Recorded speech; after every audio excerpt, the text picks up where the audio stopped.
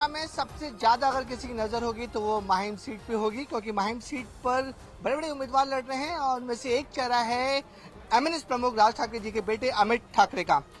अमित, पहला चुनाव है, मतलब टेंशन है, प्रेशर है, बटरफ्लाई है स्टमक में, क्या हो रहा है?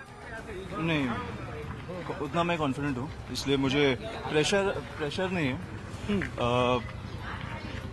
तो इसलिए मैंने जब वो मीटिंग में कहा कि अगर पार्टी को कहीं ज़रूरत हो तो मैं कंटेस्ट करने के लिए तैयार हूँ, तो मैंने बहुत ही मैंने ये बताई नहीं थी।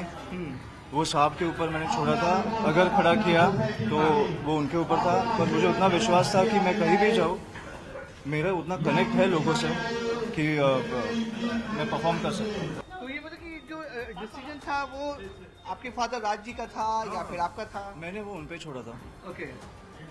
कंटेस्ट करना है या नहीं वो भी उनका डिसीजन था, और कहाँ से कंटेस्ट करना है वो भी उनका ही डिसीजन था, क्योंकि मैं किसी भी तरह का दबाव या जो राजनीति में देखने को मिलता है वैसे नहीं करना चाहता था, क्योंकि मुझे लगता है कि साहब पे और महाराष्ट्र की बहुत बड़ी रिस्पॉन्सिबिलिटीज़ है।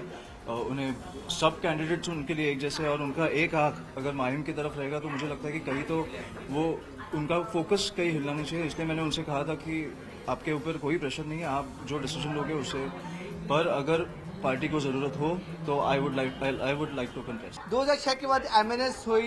एमएनएस 18 सालों के, जब 2006 में आपकी एज में, अगर आई एम नॉट रॉन्ग, 14 साल की थी आप। पिछले 18 साल को एमएनएस को बहुत नजदीक से, आपकी खुद की पार्टी है, इससे एक लेगेसी बोलेंगे कि आप आगे बढ़ा रहे हैं? लेगेसी मतलब मैं वापस बोलूँ कि जब अच्छा पीरियड चल रहा था पार्टी का 2006 से या 9 से लेके आपने 12 तक देखा, 14 तक देखा, तब आप मुझे बोलते तो मैं राजनीति में नहीं आता। ओके।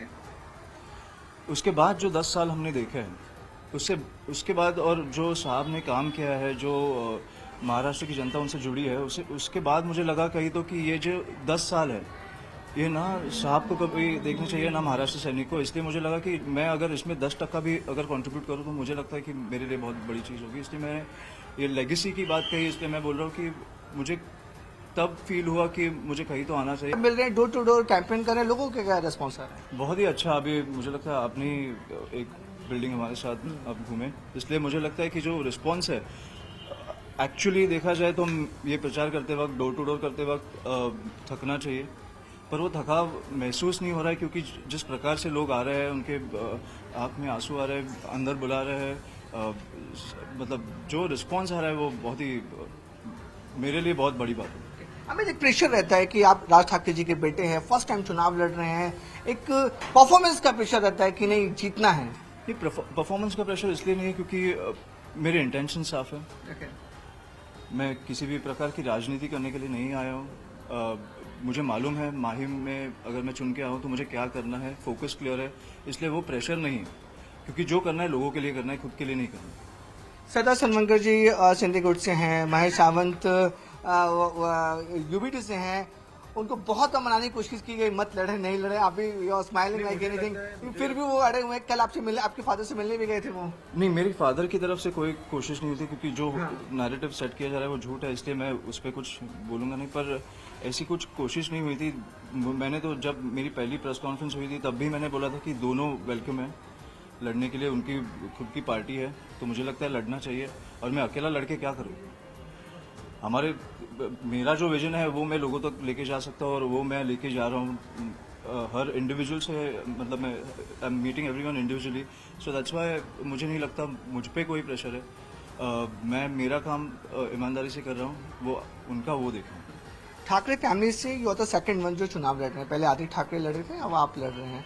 तो आदित्य एक्सपीरियंस है, 5 साल टेन्योर पूरा कर चुके, सेकंड टेन्योर है। आदित्य ठाकरे से आप या फिर उद्धव पुट से के बारे में क्या कहना चाहेंगे? क्या वो टफ फाइट में है आपके अगेंस्ट में, या फिर दूसरी जगह पर? हमारा जो अभी इस चुनाव में जो कनेक्ट बना है लोगों से, और जो लोगों का विश्वास है, वो मुझे लगता है कि ये 2019 के बाद जो राजनीति हुई है, उसके बाद मुझे लगता है कि लोगों ने अभी तय कर दिया है कि इस राजनीति से थोड़ा दूर रहे, और मुझे लगता है राज साहब जो हमारे सामने ऑप्शन है, उन्हें हम उनके पीछे खड़े रहे। अमित, एक टफ क्वेश्चन है ऑब्वियसली। एक इमेज बन गई है एमएनएस की या फिर राज ठाकरे जी की कि they are against the north Indians, जैसे 2008 में हुआ था, 7 हुआ था, तो वो छवि आप कैसे सुधारोगे as a young leader of MNS? सुधारने की बात नहीं है। अगर आप साहब के इंटरव्यूज या स्पीचेस आप गौर से सुनेंगे तो ऐसी छवि लोगों ने बनाई है, मतलब सामने ओपोजिशन ने बनाई होगी या, पर साहब किसी के भी खिलाफ नहीं है। वो मराठी भाषा के मतलब जो भाषा है उसके फॉर है। अगर कोई आके आपके प्रांत में आके आपके लोगों को अगर तकलीफ देगा तो हमेशा साहब खड़े रहेंगे। इतना ही कहना है। आप आओ, सबसे मिलजुल के रहो, हमारी भाषा सीखो, हमारे साथ रहो, हमें कुछ तकलीफ नहीं है। आप तकलीफ देने मत जाओ। जो लोगों के जॉब्स है वो मराठी लोगों के लिए, वो पहले उनको बता दिया जाना चाहिए कि ऐसे ऐसे जॉब्स अवेलेबल है। अगर किसी की इच्छा ना हो तो आखिरकार ये देश हमारा है, कहीं से भी कोई आए वो जॉब के लिए हमें कोई एतराज नहीं है, पर मराठी लोगों को पहले पता तो चलना चाहिए कि ऐसे ऐसे जॉब्स महाराष्ट्र में मौजूद है। हमारा कहना इतना ही है। तो मराठी मानुस मराठी मुद्दा रहेगा, वो हमेशा रहेगा। और धर्म की बात करें तो हिंदुत्व भी मुद्दा रहेगा, क्योंकि जो हिंदुत्व है या मराठी है, एक आपकी भाषा है और एक आपका धर्म है। एक को भी आप इक्वेशन से निकाल दो तो आपकी आधी आइडेंटिटी किधर तो निकल जाती है। तो मुझे लगता है ये दो तो रहेंगे। हिंदुत्व को लेकर बहुत ज्यादा कंट्रोवर्सी की, सच्चा हिंदुत्व कौन है, नकली हिंदुत्व कौन है, उसको लेकर बहुत ज्यादा, खासकर महाराष्ट्र में जो साहब ने जो आज तक आंदोलन किए हैं वो देखो। वो मुझे लगता है झंडा बदलने से पहले भी जो रजा अकादमी के विरुद्ध जो मोर्चा निकाला था तब भी हम हिंदू थे। झंडा निकालने के नया झंडा निकालने के बाद भी हम हिंदू है। उसके पहले भी मराठी थे, उससे बाद भी मराठी रहेंगे। इसलिए जैसे जैसे मुद्दे सामने आएंगे हम वैसे वैसे उठाते रहेंगे। पर मतलब वो बोलते हैं ना कि हम उंगली करने नहीं जाते, आप भी उंगली मत करो।